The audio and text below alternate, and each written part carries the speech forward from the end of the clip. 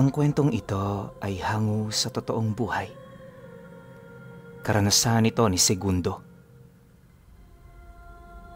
Sa pagitan ng mga taong 1942 hanggang 1945. Samar.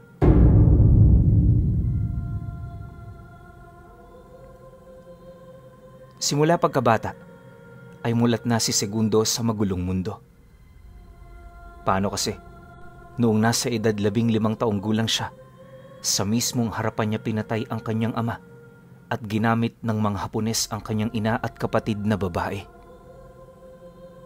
Dagdag pa rito, ang kawawa niyang nakababatang kapatid na sanggol pa lamang ay pinaslang din ng mga dayuhang sundalo.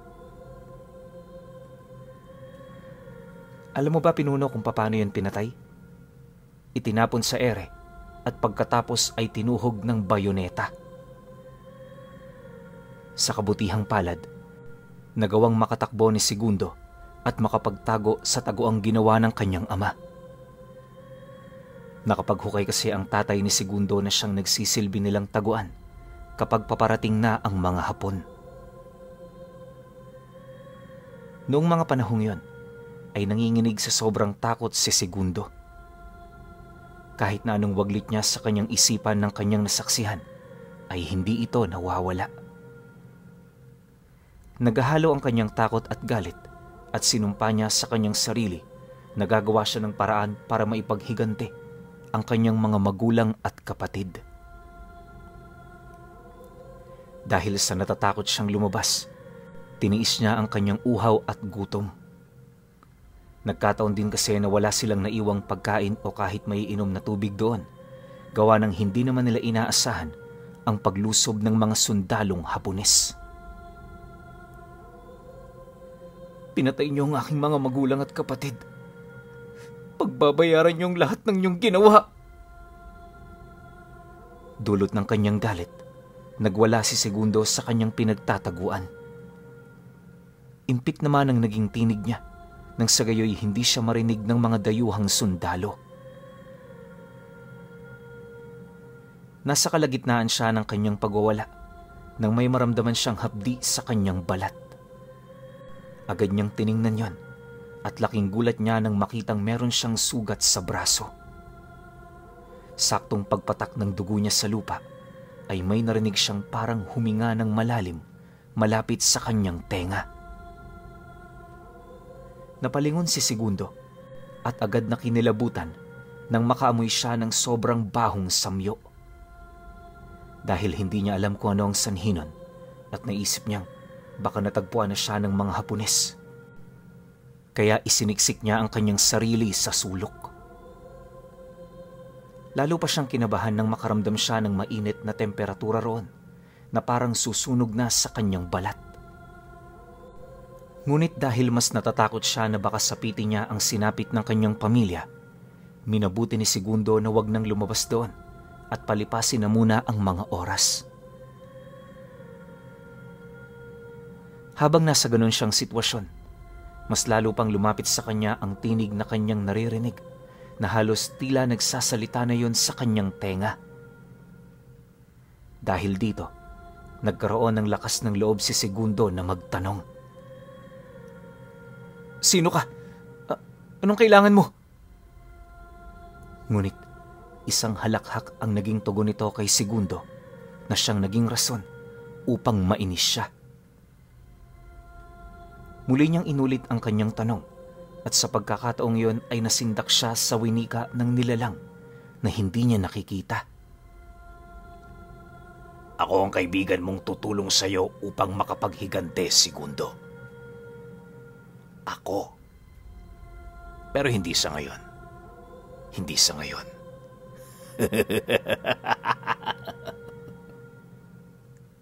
Wika ng nilalang. Halos mapaigtad na sa gulat si Segundo, gawa ng alam ng nilalang na yon, maging ang kanyang pangalan.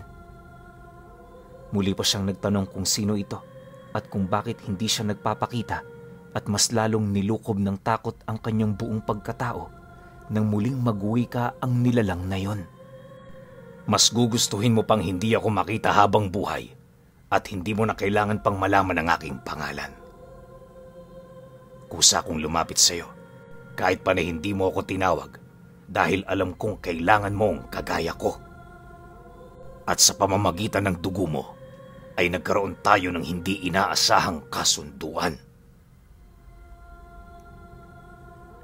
Pagkatapos magwika ng nilalang, bigla ang nakaramdam ng antok si Segundo. Kahit nalabanan man niya ito ay hindi niya magawa, kaya tuluyan siyang nakatulog. Kinagabihan, pagkagising niya ay agad siyang napabalikwas ng bangon. Unang pumasok sa isipan ni Segundo ay ang mga Hapones, kaya maingat siyang lumabas sa kanyang pinagtataguan.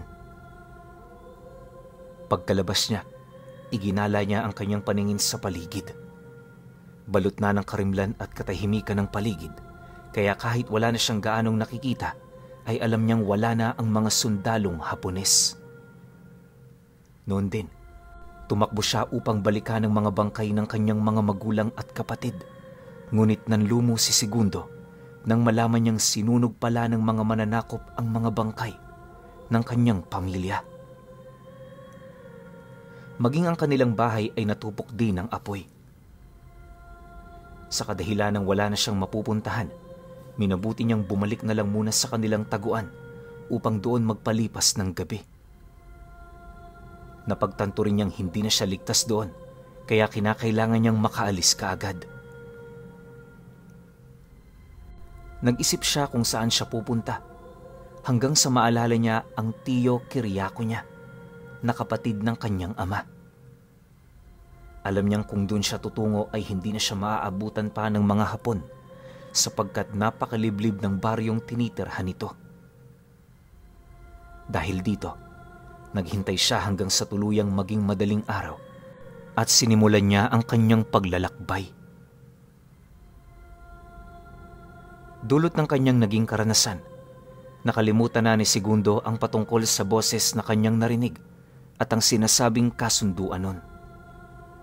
Itinuon niya ang kanyang pansin sa paglalakbay upang makarating sa baryo ng kanyang tiyuhin. Nasa kalagitnaan siya ng kanyang paglalakad nang maramdaman niyang parang may nakasunod sa kanya. Dahil dito ay binilisan niya ang kanyang paglalakad at hindi na siya lumingon pa. Subalit, makaraan ng ilang minuto, napansin ni Segundo na pabalik-balik siya sa kanyang dinaraanan. "Kung sino ka man, huwag mo akong paglaruan dahil nagmamadali ako." Sambit niya sa pag-aakalang pinaglalaroan siya ng mga engkanto. Muli pa niyang sinubukan ng maglakad, pero pagkaraan ng ilang minuto, natigilan na rin siya at napatitig sa kanyang unahan. May nakita kasi siyang dalawang mapupulang bagay na sa kanyang sapantaha ay mga mata. Walang ano-ano, nakarinig siya ng pag-angil, kaya napaatras siya ng ilang beses. Noon din, nakita niya itong mabilis na lumusob sa kanyang kinaroroonan. Habang nasa ganoong sitwasyon, napako sa kanyang pwesto si Segundo at natuon sa nilalang ang kanyang paningin. Kahit na medyo madilim ang paligid noon, nagawa pa rin niyang masipat ang anyo nito. Nag-init ang kanyang pakiramdam, lalo pa noong nakaharap na sa kanya ang nilalang. Mabalahibo ang katawan nito, mas mahaba ang mga braso at binti kung ikukumpara sa isang tao, naglalaway at sobrang baho. Halos maihina sa kanyang salawal si Segundo, pero nilakasan niya ang kanyang loob. Wala siyang ibang armas at ang tanging nasa isip niyang gawin ay ang tumakbo. Saktong susugod na sana ang nilalang na humarang sa kanya nang mabilis siyang umilag dito at agad na tumakbo. Wala siyang naging pakialam kung madapaman siya sa daanan, gawa ng hindi niya ito kabisado. Ang tanging nasa isipan ni Segundo ng mga panahong yon ay ang makaligtas mula sa panganib na posibleng idulot sa kanya ng nilalang. Habang tumatakbo siya ay may mga mabibilis na yabag siyang naririnig. Ngunit natigilan si Segundo nang makarinig siya ng pag-ungol na animoy may nasaktan. Dahil nasa medyo patag na lugar na siya at walang gaanong puno, nagawa niyang masipat ang nangyari. Bigla ang bumilis na lamang ang tibok ng kanyang puso nang makita niya ang dalawang mabalahibong nilalang na naglalaban. Habang pinagmamasdan niya ang dalawa, doon lang niya naisip na marahil ay aswang ang mga ito. Delikado ako rito. Kailangan makarating kaagad ako sa baryo ni Tiyo. Wika niya sa kanyang sarili. Isinantabi niya ang kanyang takot at minabuting magpatuloy sa kanyang paglalakad. Nang nakailang hakbang na siya, napansin niya na naging tahimik na ang paligid at wala nang ingay ng dalawang nilalang na naglalaban. Nagpatuloy siya sa kanyang paglalakad hanggang sa makarating siya sa baryo ng kanyang tiyuhin. Halos mawala na siya ng malay sa kadahilan ng maliban sa kanyang takot, gutom, uhaw at pagod na naramdaman, naging magulo na rin ang kanyang isipan kung bakit nagawa siyang tulungan ng isang aswang. Sakto ring pagkarating niya sa tapat ng bakuran ng kanyang tiyo Kiriako, ay bigla ang nandilim ang kanyang paningin at nawalan siya ng malay. Sa kabutihang palad, nagkataon din na nagising na ang tiyuhin ni Segundo at napansin kaagad siya nito. Dahil doon ay nilapitan siya nito at saka ginising. Pagkagising ni Segundo, hindi na ito nakapagpigil pa. Napahagulgulo siya sa tapat ng kanyang tiyo at tiya habang ikinukwento ang sinapit ng kanyang mga magulang at kapatid. Nanlumo naman ang tiyahin at tiyuhin ni Segundo sa kanyang nalaman. Sinabi nila na doon na lamang siya titira sa kanila nang sa gayoy ay may mag-aalaga sa kanya. Sinabi rin ng kanyang tiyuhin na mas mainam ngayon upang may alalay siya sa panggagamot. Dahil sa sinabi ng tiyo Kiriako ni Segundo, napag-alaman niya na may lahi pala silang manggagamot. Agad din niyang naisip na ang boses na kanyang narinig, pero nag-alangan siyang sabihin ito roon. Dumaan ang mga araw at pinilit ni Segundo na maging matatag. Ipinaintindi at inalo naman siya ng kanyang tiyuhin patungkol sa pagkamatay ng kanyang mga magulang, kaya kahit papaano ay naging kalmado na rin siya.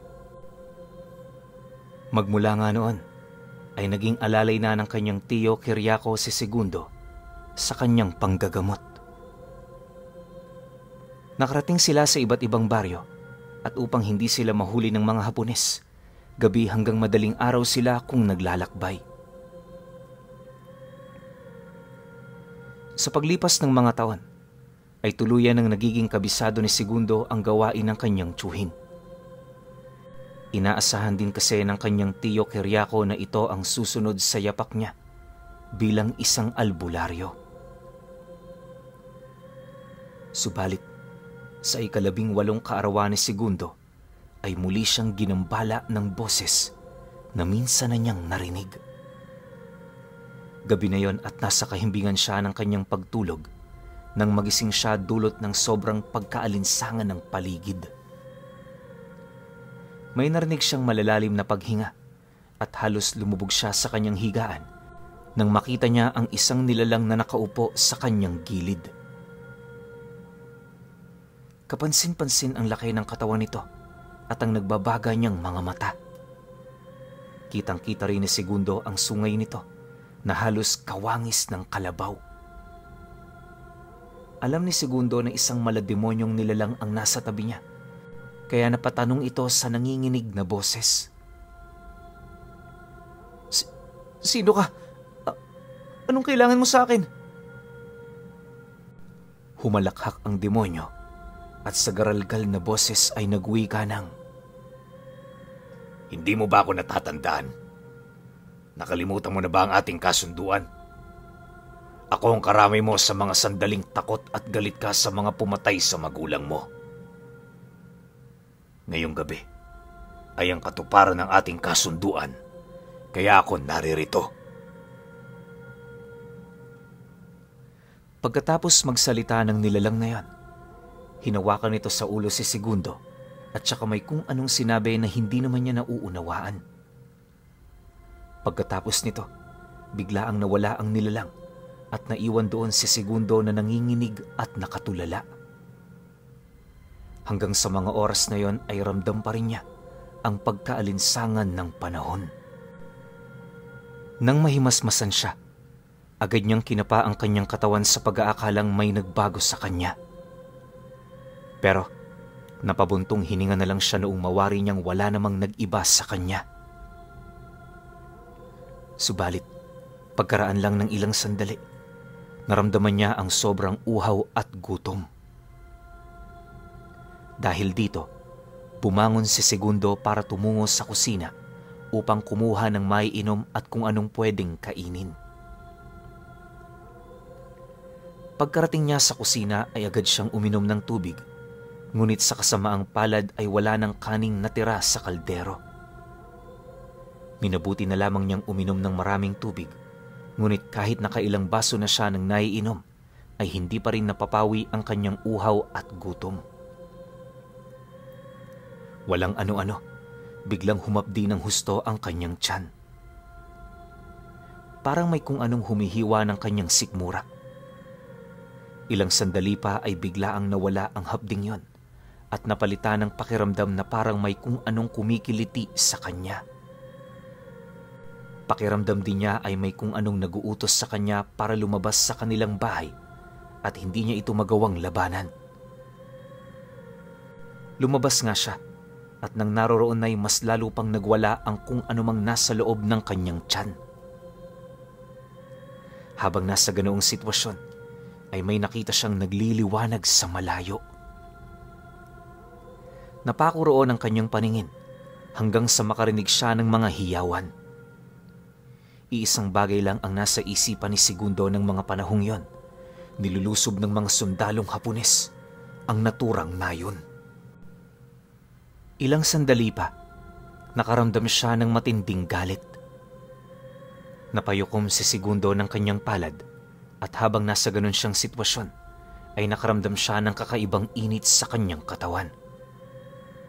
Ramdam din niya na may kung anong nagbago sa kanya, kaya sinubukan niyang hawakan ng kanyang braso at muka.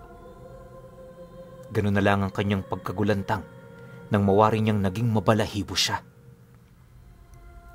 Nagkaroon din siya ng hindi pangkaraniwang pangil, kaya mas lalo siyang nagulat. Agad niyang naalala ang mga nilalang na nakasagupa niya noong siya ay papunta pa lamang sa kanyang tiyo Kiriako. Nagunita niya rin ang malademonyong nilalang na kumausap sa kanya at naglahad ng kanilang kasunduan. Hindi ito maaari. Ayoko ng ganitong sumpa. Ano mangyayari sa akin? Kailangan kong bumalik sa dati. Kailangan kong... Nataranta si Segundo, ngunit natigilan siya nang makaramdam siya ng matinding gutom. Noon din ay naisip niya ang naging kasalanan ng mga sundalong Hapon sa kanyang mga magulang at kapatid. Dahil dito, naisip niyang gamitin ang itinuturing niyang sumpa upang mapaggantihan ang mga mananakop na pumaslang sa kanila. Noong mga sandaling yon, naisip niyang tunguhin ang baryo kung saan naroroon at nanggugulo ang mga Hapones. Tumakbo siya ng tumakbo at napansin ni Segundo na hindi man lang siya nakakaramdam ng katiting na pagod. Naging maliksi rin ang kanyang paggalaw at naging klaro ang kanyang paningin kahit na nasa kailaliman ng gabi yon. Sa maikling panahon, narating niya ang baryo na nilusob ng mga Hapon. Naamoy kaagad ni Segundo ang malansang samyo ng dugo, kaya nagkaroon siya ng hinala na marami ang pinatay ng mga Hapon. Gumala siya sa buong baryo at minabuting sa madilim na bahagi na lamang dumaan para hindi siya madaling makita.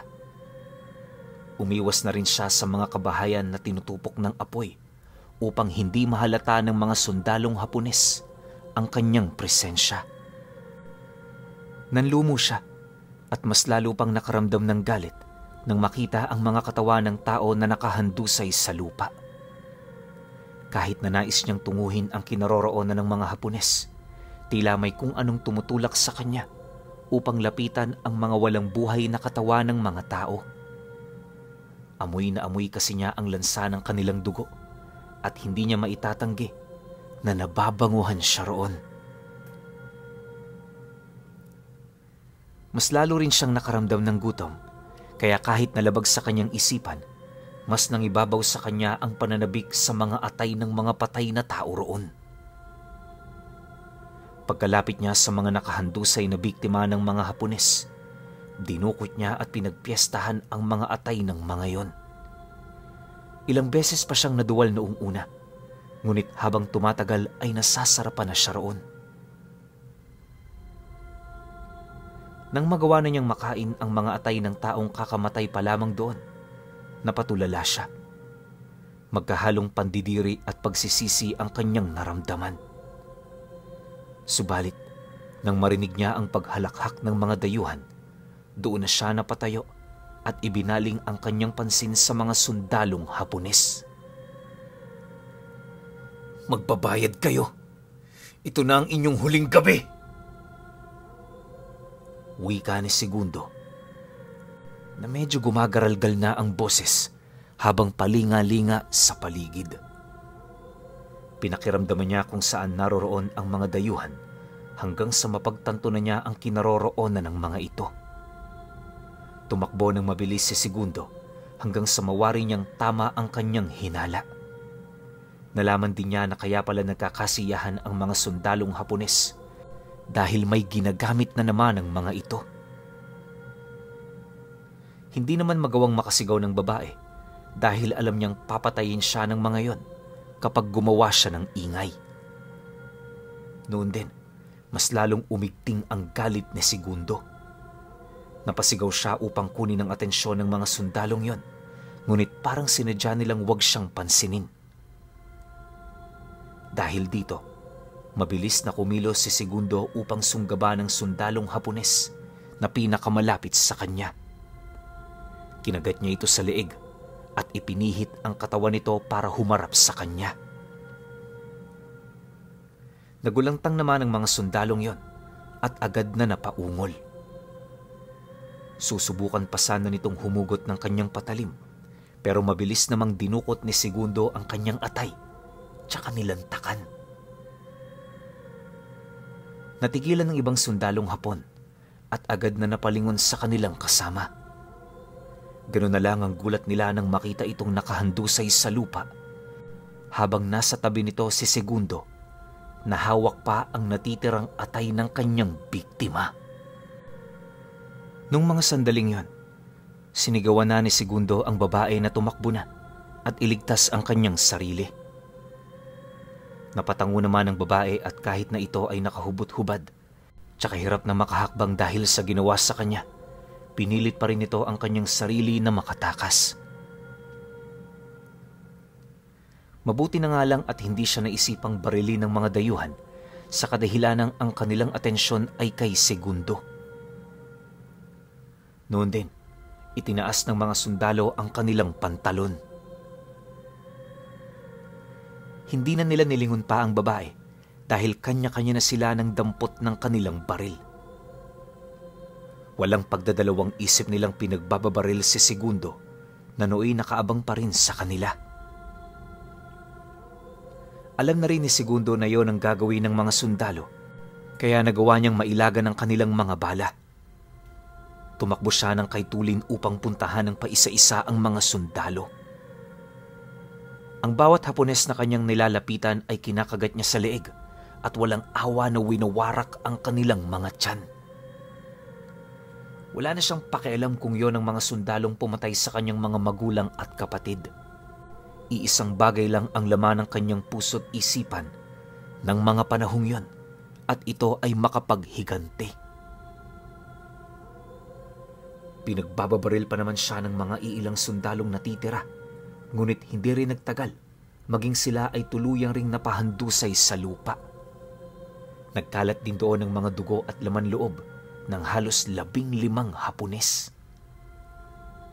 Ang ilan sa kanila ang naghihingalo pa, samantala ang iba naman ay tuluyan ng nalagutan ng hininga. Napailing pa si Segundo at napasinghot sa kanila. Habang nalalanghap kasi niya ang malansang dugo at samyo ng mga atay nila, mas lalo siyang naglaway at nananabik na kainin yun. Ngayon, may paghihiganti ko na kayo.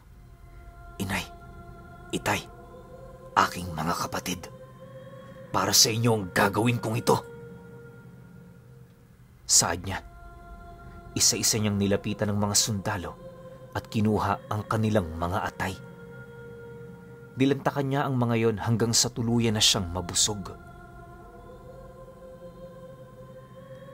Pagkatapos ng kanyang ginawa, iginala niya ang kanyang paningin sa paligid. Iisang bagay lang ang kanyang ikinakabahala, yon ay baka may nakasaksi sa kanyang ginawa.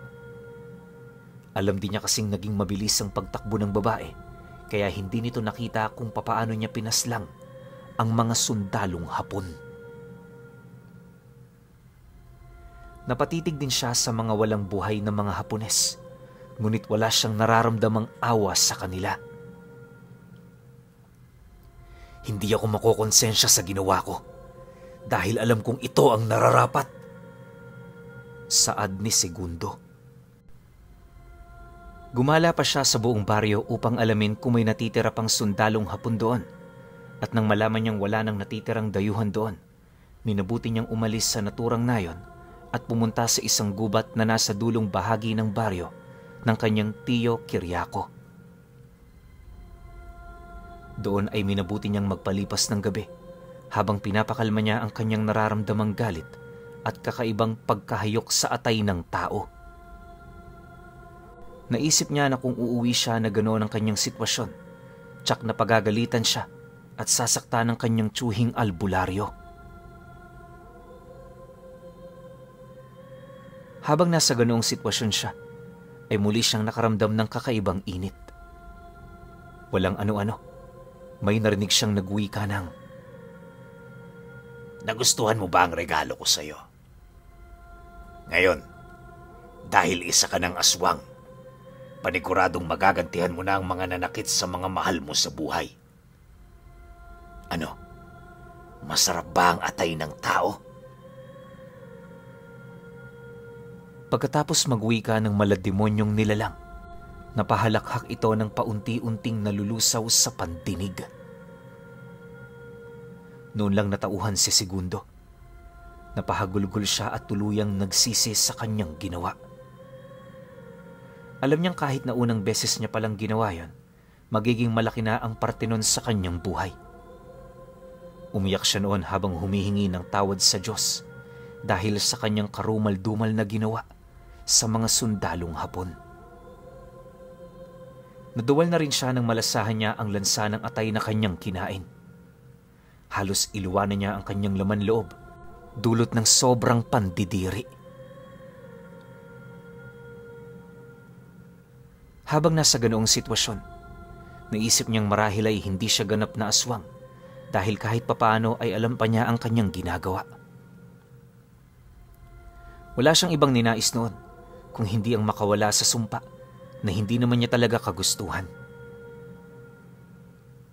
Habang humahagulgol noon, napapasigaw siya upang tawagin ang nilalang na gumawad sa kanya ng sumpa ng pagkaaswang. Hindi alam ni Segundo kung papaano siya makakawala roon, kaya naisip niyang humingi na ng tulong sa kanyang tsuhin at nagbabaka sakaling magagawa nitong kalasin ang sumpa. Bahala na. Kailangan ko makahingi ng tulong at si Tiyo lamang ang makakatulong sa kalagayan ko. Pero hindi sa ngayon. Baka kung ano pa ang magawa niya sa akin eh. Dahil sa pagnanais ni Segundo na pakalmahin muna ang kanyang sarili, inabot siya ng 3 araw sa loob ng gubat. Sa loob ng mga araw na yan, pilit niyang pinigilan ng kanyang sarili na kumain ng preskong laman. Alam niyang kapag kakain pa siya, ay mas lalo pang sisidhi ang sumpa sa kanyang pagkatao. Kaya isang umaga, noong maramdaman na niyang kalmado na ang kanyang sarili, doon niya na napagpasyahang umuwi sa bahay ng kanyang tiyo Kiriako. Kahit papaano kasi, naging normal na rin ng panandalian ang kanyang kalagayan. Nasa kalagitnaan siya ng kanyang paglalakad pauwi nang biglaan siyang makaramdam ng kakaibang kaba. Dahil dito, mas lalo pa niyang binilisan ang kanyang paghakbang hanggang sa matanaw na niya ang bahay ng kanyang tiyo Kiriako.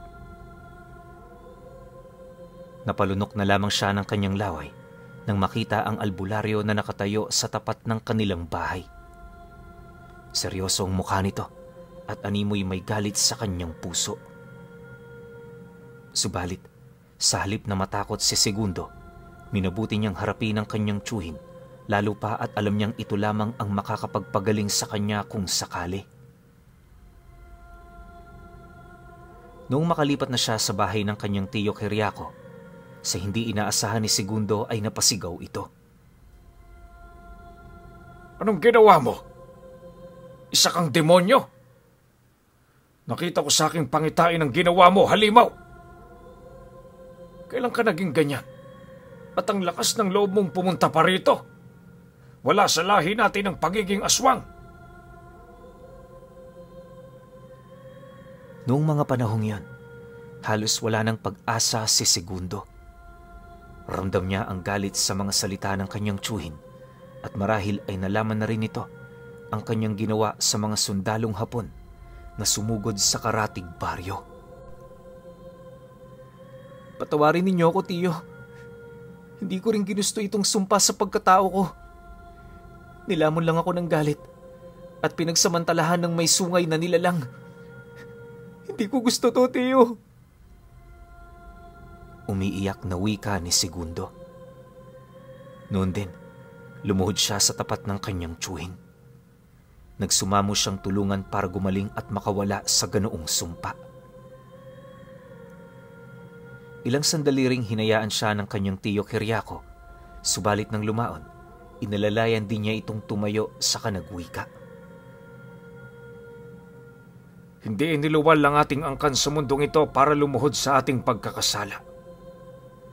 Ang mahalaga ay nagsisisi ka at handa kang magbago sa kabila ng iyong mga nagawa.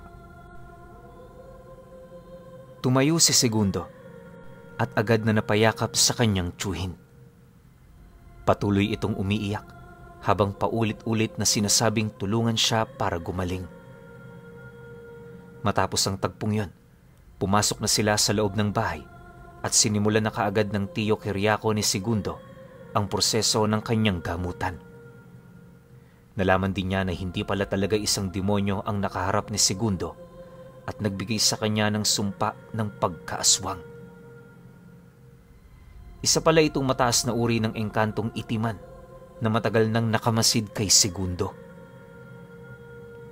Tumagal din ang halos 1 buwan ang kanilang naging gamutan hanggang sa tuluyang gumaling si Segundo.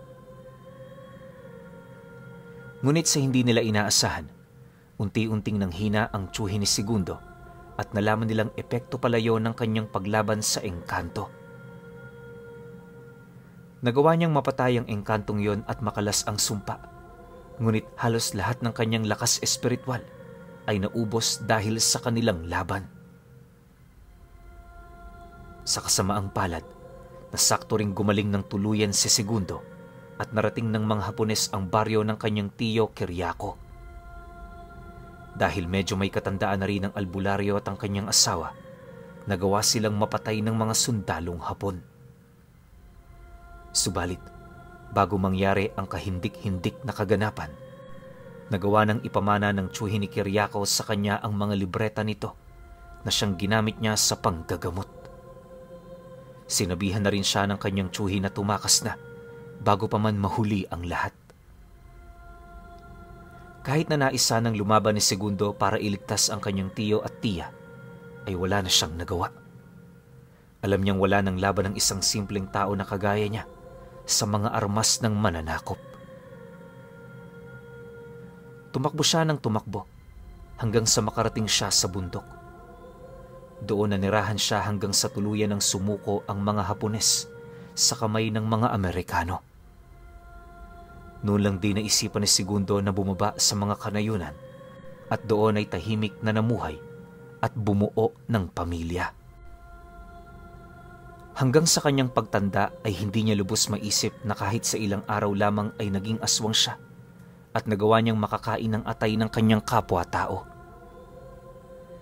Hindi rin niya nakalimutan ang minsang naging tulong sa kanya ng kanyang tiyo Kiriako at kung papaano nito nagawang kalasin ang sumpa ng pagiging aswang ng engkantong itiman sa kanya.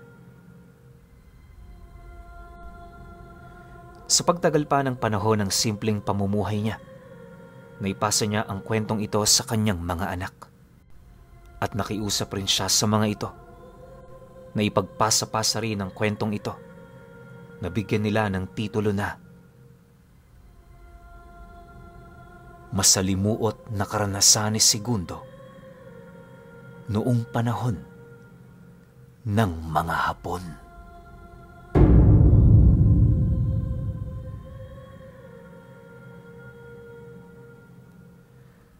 Okay. Opinyon ko sa kwento. Oo nga no, sobrang masalimuot talaga yung nangyari kay Segundo. Kasi walang natira eh. Lahat ng pamilya niya ubos. 'Di ba? Ito yung isa sa mga kwento natin na masakit kung iisipin na dinanas to ng pamilya nila. Kasi alam ko ilang beses na ako nakapagkwento rito ng tungkol sa panahon ng Hapon eh. Pero ito iba eh. 'Di ba? Namatay yung pamilya niya. Karamihan sa mga kinuwento ko kasi parang nakasurvive sila eh. Or kung may namatay man, konti lang, tas may natira sa kanila, 2, 3. Pero ito isa lang, siya lang talaga, si Segundo lang. 'Di ba? So, ang sobrang sakit ng karanasan na to para sa akin. Pero yung pakiramdam ni Segundo na natikman niya yung atay, tas alam niya yung lasa, sobrang nakakadiri nung part na kwento na yun. 'Di ba? Pero ako, nung ninanarrate ko yun, parang maski ako nanggigigil dun sa mga Hapon eh. Kasi nga, yung sa ginawa sa pamilya ni Segundo eh. Sabihin na natin hindi yun. Hindi yun yung kung sino man yung kinainan niya ng atay. Pero, yun pa rin yun eh. Sila pa rin yung mga sundalo na gumagawa ng karumal-dumal na kababalaghan nung panahon ng kalakasan nila. So para sa akin, ayos lang yun. Pero yun nga, nakakadiri pa rin, di ba? Pero kayo, kung may opinion kayo sa kwentong ito, comment nyo lang sa baba. Yun lang. Hanggang sa susunod na kwento. Salamat.